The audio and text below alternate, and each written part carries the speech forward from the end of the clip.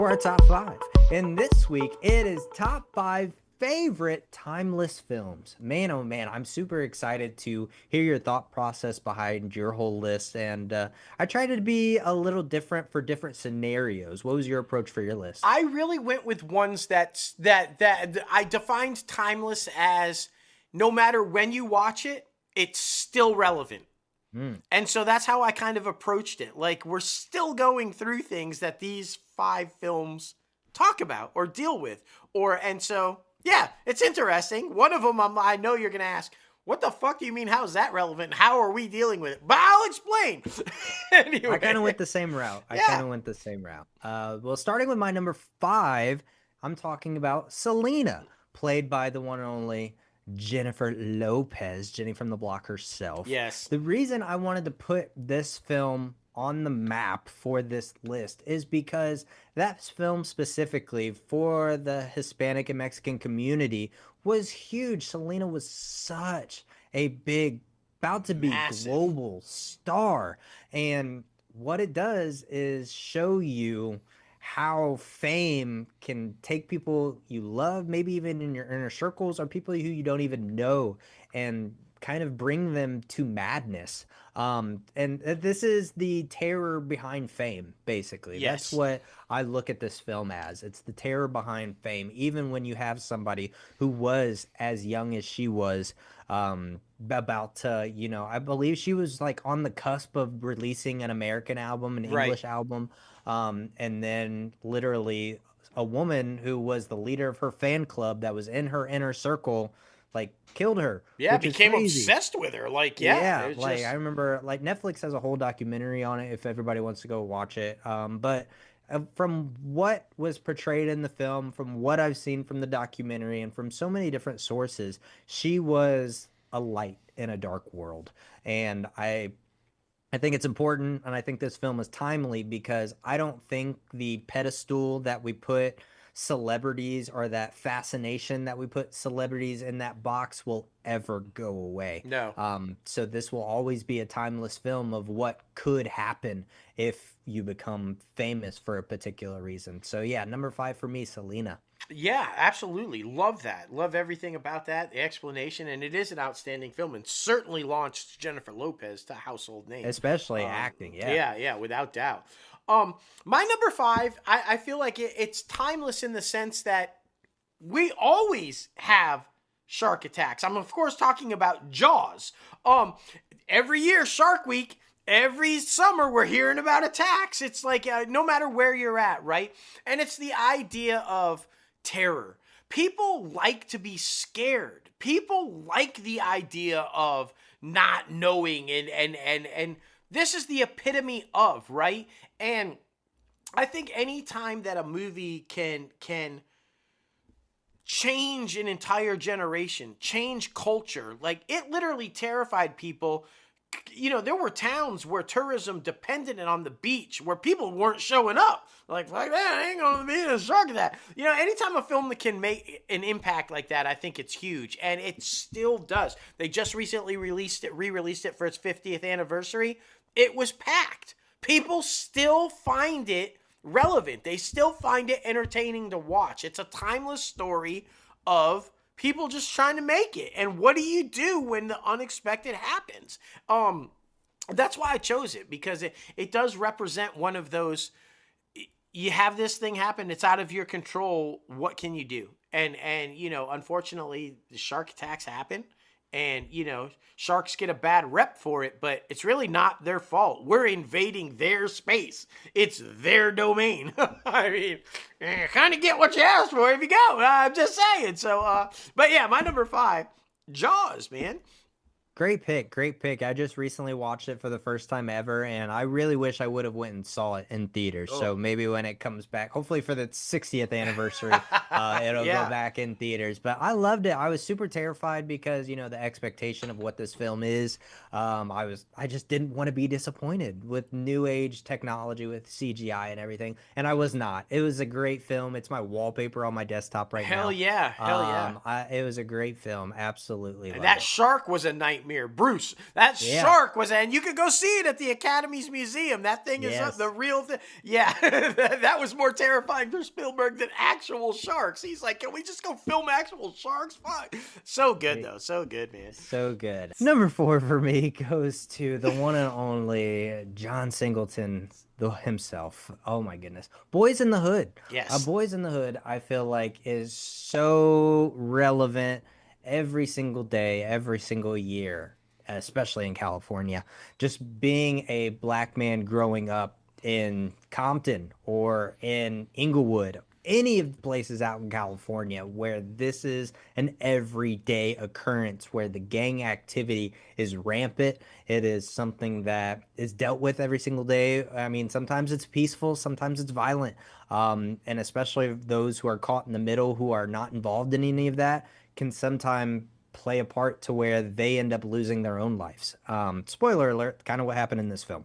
But it's a representation of what it means to grow up black in America, and it's a great film that I think every young person, teenage person, should watch, because like it is to the point where you see how older people and older audiences, especially if you look different from them, will treat you, will, come at you if they feel like you're doing something wrong. Um, it's definitely an adolescence type film for an up and coming person who is about to enter in adulthood. And I think what it does is show you the landscape that hasn't really changed. It hasn't really changed since we abolished slavery, honestly. So it's one of those things where you get an inside look at, their everyday life growing up in those areas. And I think this film is timeless because I don't think that's ever going away. And what this film does is show a expanded audience the representation of what is actually going on in those um, in those neighborhoods. Yeah. That's what I'm trying to say. But Yeah. yeah, Boys in the Hood, one of my all-time favorites. It's definitely timely because that situation I don't feel like will ever change. No, no. And my number four is a direct mirror of yours. Mine, you have modern day gangsters. I have old school gangsters. And the similarities of what they went through. People forget that when the Italians and the Jewish first came to this country, they were treated like blacks. They were not okay. They had to do, and they became gangsters for a reason. But what I like, very similar to your number four pick with Boys in the Hood, it's in these situations, in these neighborhoods, you don't have a choice. You either become part of the gangsterhood or you die.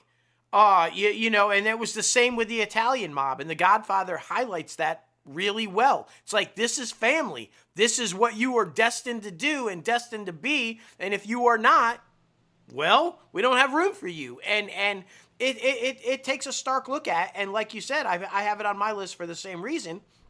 Timeless in the sense of it still goes on. If you don't think that there is modern day gangsters happen, our government, modern day gangsters are real. It still happens. Organized crime is still a thing, y'all. Whether it's in the hood now with the black community or whether it's an Italian it is real. It is legit. And The Godfather for me is on my list as a timeless film because it reminds us we haven't really come anywhere. We are still in the situation. Everything that is in that film and represented in that film is still relevant today of what certain communities in our society deal with, as in your representation with number four with you. So yeah, my number four, The Godfather, and I like that they kind of mirrored each other because it just shows you where we're at. We're still in the same bad place, basically, guys. I hate to say it, but Yeah, it's a wild situation, that's for sure. yeah. This is the first time in a while, to be honest, that I've seen all of your films, which is so funny.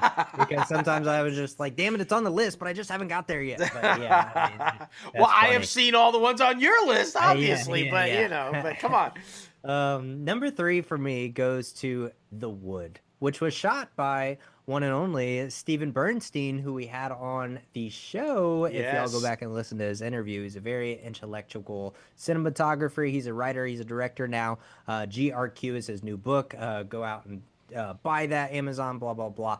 Okay, shameless plug over. The Wood. Okay, this film is about just the anxiety of getting married, the anxiety of maybe still holding on to your childhood. Like, for example, there's this particular scene in this film where the guy's about to get married, but he's like drunk and like from the night before. And he goes back to his ex girlfriend's house from like high school because he feels like he still loves her, blah, blah, blah. But he's actually just afraid of turning into an adult and being committed to someone else for the rest of their lives. I love this film though because I mean it shows the reality of the massive amount of weight and responsibility that marriage is, and specifically in the Black community, in the African American community, because I mean I thought that was just special too because it's basically a time jump back and forth between their high school days and their current days leading up to the wedding. And it shows you this group of friends who all rallied together and really held each other accountable and really held each other close as, in their time of need. And even, they were the person who told each other, hey, knock the dirt off of your shoulder, get your ass back up, and handle your responsibilities. So I mean, it's really cool to see like the friendship of the entire film. It's really cool to see the anxiety of the wedding lead up. I love that part. But this is a film that's highly underrated. I remember I watched this film when I was in high school on Netflix, like Mm. one random night, and it's become one of my all-time favorites. It's a beautiful film. So yeah, number three for me, The Wood. Love it, love it. My number three, a bit older, Just a bit. but it is a classic and it is certainly timeless. And I am talking about Casablanca. Casablanca. Why is it on my list? Why do I consider it timeless? Because it represents what we all long for: love. It's what Casablanca is all about. It's the ultimate love story. And love is timeless, y'all. It's what we all want. It's what we all yearn for. It's what we all hope to achieve. The ultimate love story. It's also a stark reminder that the ultimate love story doesn't always work out. But that is the reality of, right? And so it's almost impossible to not have on the list because it really is. And I think if you line up 8 out of 10 people would tell you that their go-to love story is Casablanca, and from all different ages. It's like the representation of what? The fact that it took place on the backdrop of the war, and the different and the fact that it is real and it doesn't work out at the end. He doesn't get the gal. I just think it makes it even more relevant and more timeless because who isn't going through that or has gone through that or hopes to go through that? As this film represents. And so, yeah, my number three, Casablanca, man. Don't we all just want to be loved, man? We just want our dream girl. Come on. That's right. That's right. Beautiful film. Obviously, I have the Yeah. Yeah. poster in the back. One of my all-time favorites. So I love it. I love it. Number two for me is one that every kid should watch. Probably my favorite John Hughes film, even though he has so many good ones. Let's be honest about it.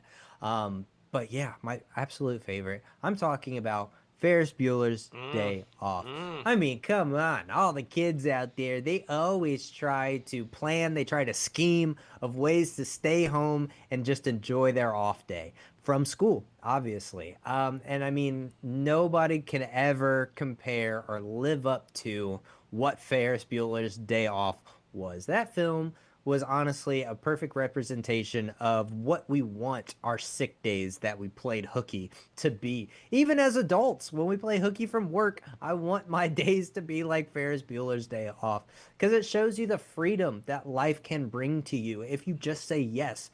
Being a yes person is better for you than you think it is. Like I think I was watching like Wheel of Fortune the other day and like this dude was like he was a yes person. So basically if anybody presents him with a yes or no scenario, he always says yes Yes. to take fully advantage of life and what it gives him.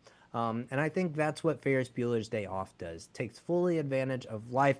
It's inspiring. It's an adrenaline rush because you're just like, I can do that. It wasn't anything crazy. I can do that. So yeah, everybody has put themselves in Ferris's shoes before. So it's one of my all-time favorites.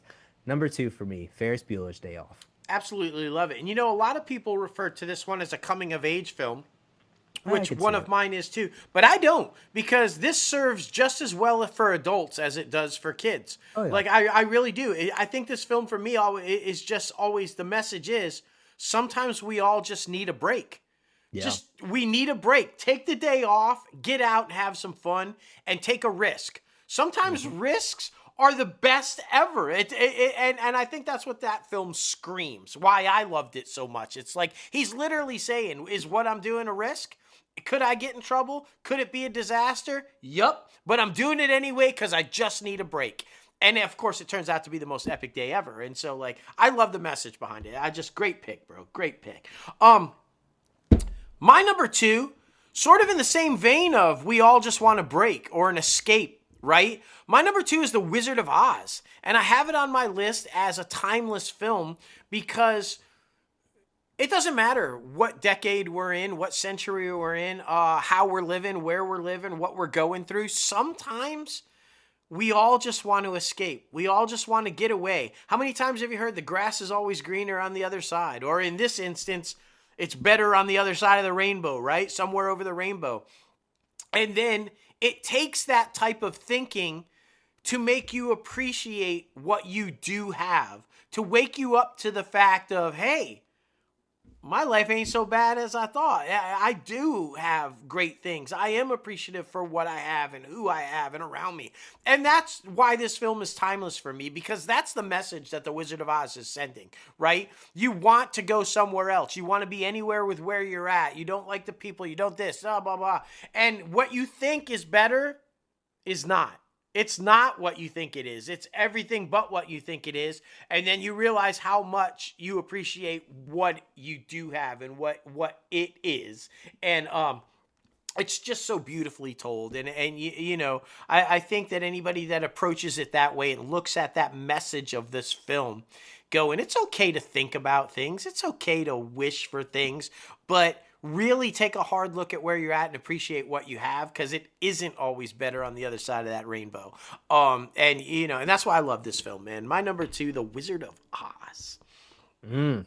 Great film, man. Great film. Great pick. Super excited to see how they incorporate that in the new Wicked for Yeah. Good. Yeah. That's for sure. My number one of both of our all-time favorites. We Oh, love for this sure. film. I mean, Quentin Tarantino, crazy motherfucker. Just saw him put Selma Hayek's feet in his mouth for the first time from Dusk Till Dawn the other day. Crazy film. He's Anyway, always had the obsession with feet, bro. He's a it's foot so fetish weird. guy, bro. So weird. Even I'm surprised Robert Rodriguez even let him do it, but it's fine. Number one for me is Once Upon a Time in Hollywood, where we see a nice shot of Margot Robbie's feet. So I mean, there's that for you. What I wanted to put this on the list for is because this, if you look at Brad Pitt's character and if you look at Leonardo DiCaprio's character, I think, and I've thought this completely soberly, so stay with me. I think that they're the same person. I think Brad Pitt's character and Leonardo DiCaprio's character is the same person because you have the confidence that is Brad Pitt's character when you're going through life, when you're in your mojo. You're like, yeah, I got that one. No, I didn't get one, but it's all fine. I'm gonna be okay. And then you have Leo's character, which is anxiety. What am I doing with my life? What am I doing with my career? I'm not where I want to be anymore. I used to be so good at what I was. And I think that's what I really took away from it. You get this parallel drastic differences in personalities and mental spaces to where if they came together as one, that really is a human being, somebody who is very confident in certain situations, but then when they get outside of their comfort zones with things that they cannot control anymore, then that's when the anxiety approaches, the Mm-hmm. depression, making Mm-hmm. rash decisions like going overseas and making international films that weren't as successful as when Leonardo DiCaprio's character was in the States making his spaghetti westerns. So yeah, I thought that was an interesting anecdote. Obviously, it's a love story to Hollywood, and obviously it tells a lot of different tales in that vein. But I really do think it's a timeless story because it shows you the vast differences of the journey of life. You're going to have moments where you are very secure in who you are as a human being. You're secure in your own skin, but then Yeah. you're also going to have moments, maybe when you get a little bit older, where you're like, I'm not as good as I once was. I wish I was back there. I wish I could be better. So I like it for that reason. And of course, those two are like my favorites. So yeah, number one for me, Once Upon a Time in Hollywood. You had me at Margot Robbie's feet. No, I'm just kidding. I agree with everything you said about the film, and it's an interesting look at how Yeah. you brought that together. I really do like that. My number one is a John Hughes film. It is a coming of age film. In fact, it's my opinion that you aren't rightfully an adult until you watch this film. You have to watch this to become an adult. I'm of course talking about The Breakfast Club. But let me tell you why I put it on the list. It isn't just because I love the film. It isn't just because it is a rite of passage for most teenagers and all these reasons that I talk about all the time. This is on my list of our timeless films because this film is a direct representation of what is happening in this country right now, and in fact, this world right now. It is five individuals who couldn't be more opposite if they tried, coming from every different spectrum, every different background, every different lifestyle, wealth, poor, etc. And hate each other, basically, would never associate with each other. And by the end, are together as one. And why this is so critically important that we watch this film right now and pay attention to what John Hughes was trying to say with this film is what we've been trying to say and what this country needs to say, in my opinion, more. We are all far more alike than we are different. And we would see that if we would just sit down and talk, which of course this Saturday detention forces these five kids to do. Sit down and talk, listen to where they're coming from. Don't judge them. Listen to why they are the way they are. Find common ground. Build that friendship, that connection, that bond. And this film does that beautifully. Do you need a little weed? Maybe, do you have to go on a little dance spree after you're high? Do you have to bring down a ceiling, break glass? Whatever, as long as you're having the conversation, find the common ground, respect, and love each other. That is why The Breakfast Club is my number one and on my list, and why I consider it timeless, because no matter what, that message will always resonate and always be relevant, because that is the key to fixing everything fucking wrong in this world. If we can just get to where The Breakfast fucking Club got, man. Just, I want the whole world to raise the hand up at the end and say, fuck yeah! I mean, that's what I want, man. My number one, The Breakfast Club, man. Can we just do it? Can we just do it? And they even talk about the scenarios of if we see each other in the halls on Monday, are you going to Yes. say hi? You don't have to say hi, but we can just acknowledge each other and that we had that Yes. conversation. Yes. So, yeah, great picks, man. Great picks. I love all 10 of these. They're so good. But we want to know, all of you out there, all of you freaking crazy ants. We want to Yes. know, what is your top 5 timeless films or your favorite timeless film that you can put on for whatever reason, any day and age, and have a conversation or an emotion or anything like that. Please be sure to let us know down in the comment section below. Add us on X Threads, any of the good places. Please, we love the fan interaction. Yes, we do. That's for sure. Yes, we do.